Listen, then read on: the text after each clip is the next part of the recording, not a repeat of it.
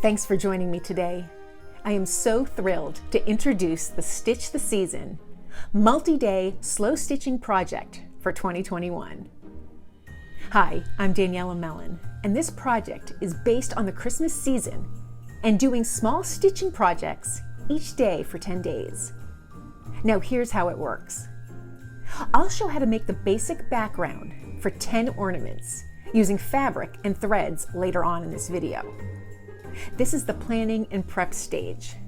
Now I'm releasing this video first, and then later in the week, starting November 27th, I'll release 10 days of daily videos.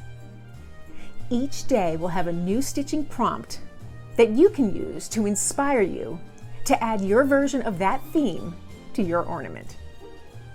There are 10 prompts, 10 days of themes to ease into the Christmas season. In today's video, we'll start by making our fabric basis for the prompts. I'll show how I make the unfinished ornaments so that come November 27th, I can start stitching on them. And the plan for me is to complete each prompt daily and then hang them on my tree in December. Now feel free to stitch these at your own pace.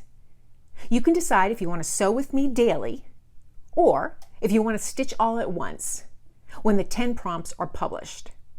Or pick and choose and stitch the prompts that you like. There's no fee for this series, no password or login information needed. But I hope you'll consider subscribing to my channel and posting snapshots of your ornaments on social media with the hashtag #StitchTheSeason. Now let's start with the planning and prepping of the ornaments. Each of my 10 ornaments will have a hanging cord. In my case, I use a ribbon, and a dangling, which in my case is a jingle bell. There are lots of variations that you can make by choosing your own materials.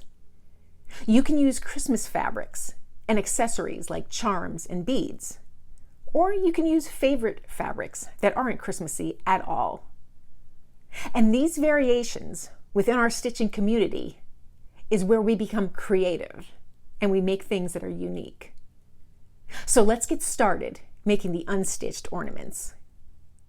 So to start out making the skeleton or the basis of my ornament, I have to choose a fabric for the back of the ornaments, a fabric for the front, and some batting. So once I have those fabrics chosen and I'm deciding to do all my backs and all my fronts the same, you can alternate, you can use different fabrics, you can use one fabric, it's totally up to you. But once you have the fabrics selected, the next thing you want to do is cut them out. So then I cut out my batting and my fabrics to 3x3 squares. I chose to cut them with pinking edges, but you could use regular scissors as well. And I just made a little template to make it easy for me, and this is roughly 3x3 inches on a piece of cardstock. Now for the batting, I cut them a little smaller because I didn't want the batting to peek out. I might have to trim them down further, but for now that will work. So ultimately I'll have my backing fabric, my batting, and then my front fabric, and this will start my ornament. Now we're not going to assemble the ornaments today. We're just going to create our skeleton work. So for that I'm going to set aside my front facing fabric. So what I like to do is set them aside in a box to keep for the season, because for those 10 days of stitching, I want to have my supplies at the ready. So I'll set those in a box right now. And now for each one of these, I'm going to put a backing. I'm just going to stick it onto my backing piece of fabric. And I can even add a pin here. Now for each of the 10 pieces of backing, I want to add a number. So ultimately, the number will look something like this. The idea is to put a number on the backing to correspond with the 10 days of stitching that we're going to do. Now, you could either sew directly onto that backing, and in this one I did beige on a beige backing. I wanted it very subtle, and I did a large number 1 in the center of my backing. You can sew onto swatches of fabric and then attach that fabric to your backing. Or if you're not in the mood to sew but you still want numbers, you can use charms for your backing. And here I took these little scrapbook brads that come out at Christmas time that each have numbers on them. And I attached that to a swatch and I just quickly stitched that swatch down.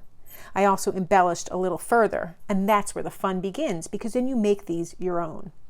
In today's video though, I'm going to show you the numbers that I'm going to put on my swatches that I'm going to use for my 10 days of Christmas stitching. So once I have my fabric and my backing together, I'm going to take a temporary marker and I'm going to create my number right on my fabric here.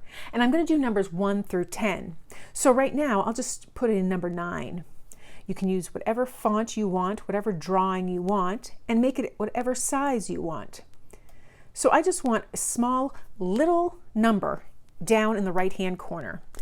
And I will add all the numbers to my backings, and then I'll stitch those numbers on. So to stitch them on, I just take a needle that's threaded with this number 8 pearl, but you can use any type of thread you want, and I'm going to stitch my number. I'm going to bring my needle in, and I'm going to just do a stem stitch. So I make my first stitch, and I leave that loop before I pull it snug, and then I put that needle in between the beginning and the end of that stitch, and then I can pull it snug. I'll make another stitch approximately the same length, leaving that little loop at the end, and then I bring my needle up right on that line that I sketched to make that number. And I'll continue this process until I've stitched the entire number onto my little piece of fabric. Now when I'm done, I have my little number right in the bottom corner, and it's a very subtle effect. So from here, I'll just take the remaining swatches of fabric and I'll stitch those numbers on them. Now some things to consider when sewing your numbers, or you can make them as large or as small as you want. I wanted just a subtle number here because I wanted the back of the ornament to not be so dominant, but this also frees up this area that I could do additional stitching if I want. The next step now, once I have the number on it, is to add a little dangly and a ribbon to hang the ornament, and I'll show you that step next. So now I have my numbers embroidered from 1 through 10 on my ornament. Embroider them however you choose and whatever size you like. The next stage now is to take those numbers and on the backing create a hanging hook. Now in this example I have my ornament, my number, and my little hanger, and I just use a little bit of cording here, a little ribbon. For the ornaments that I'm going to use this year though, I took a nice piece of velvet ribbon. I just think it's beautiful and it kind of goes with my theme. I'm going to fold it in half, and then I need to attach the ribbon. Now I can attach it straight with the ribbon right against itself in the center of my ornament, and it can hang. But I think I'm going to do it a little differently, and I'm just going to cross my ribbon and put it side by side. It gives a little more of a rustic feel. Taking my embroidery floss in whatever color I want, and I just want to tack it down.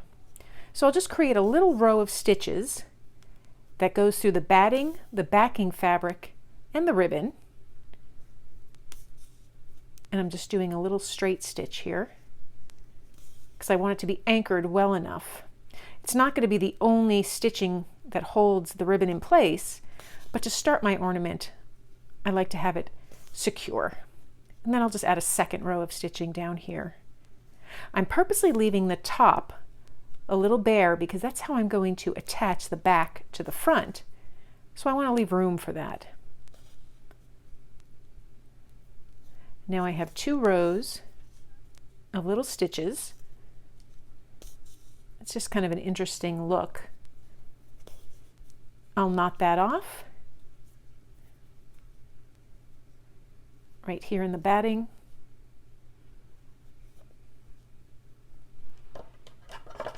And clip it. So now I have my ornament with my hanger. As you can see, the little batting is sticking out. So all I do is I just pull that up ever so slightly and trim a little bit off. And now from here, I can stop here or I can continue, and I'm going to continue because what I want to do is add a little hanging bell to my ornament. Each of them will ultimately have that little bell, and I'm also going to put a little bead. I'll show you how I do that process. So once again, I take my embroidery floss on my needle and I have my ornament, and I'm going to just attach that dangly to the base of this backing piece here. So I'm going to take my embroidery floss and just anchor a little stitch on the bottom, little ways up from the bottom. And then with this thread, I'm going to feed a bead onto the ornament. Feed a white bead, a red bead, and then my bell. From there, I'm just going to go up through my beads again,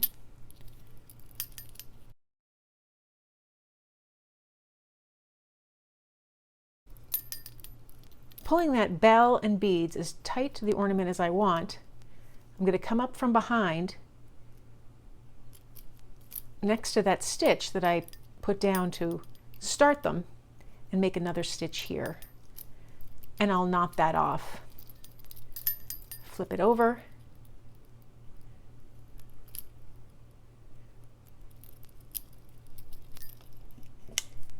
Trim off the edges and trim off this tail as well. And now I have the beginning of my ornaments. Now these are the back of the ornaments. I'm going to complete that with the remaining 10 so that they're ready to go when we start our prompts with the first days.